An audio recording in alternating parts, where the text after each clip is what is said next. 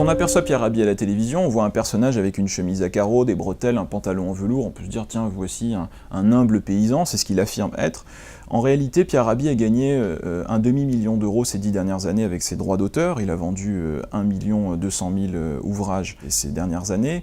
Et Pierre Rabhi, au final, avec ses conférences, facturait plus d'1 millier d'euros pour la plupart. Il en donne parfois bénévolement, mais ça peut être 1 000, 2 000 euros selon les conférences. Au total, il arrive à générer un salaire de 7 à 10 000 euros par mois. Alors on pourrait se dire, bah oui, c'est un auteur qui a réussi, pourquoi pas. Mais quand on regarde le discours de Rabhi, de sobriété, d'exemplarité, et ce qu'il fait de cet argent, eh bien on s'aperçoit qu'il ne reverse pas aux associations rabhistes. Il n'y a qu'un seul ouvrage dont les droits sont reversés aux associations Terre et Humanisme, Colibri, etc.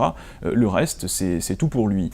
On peut se poser d'autres questions également sur la gestion du fonds de dotation Pierre Rabhi, qui a récolté énormément d'argent ces dernières années. Ils ont bénéficié d'un legs d'un appartement de 480 000 euros, d'un don des montres Chopard de luxe de 50 000 euros. Il y a eu également plusieurs dîners philanthropiques, dont l'un a bénéficié de la venue de Nicolas Hulot. Ça a rapporté entre 15 et 20 000 euros à chaque fois.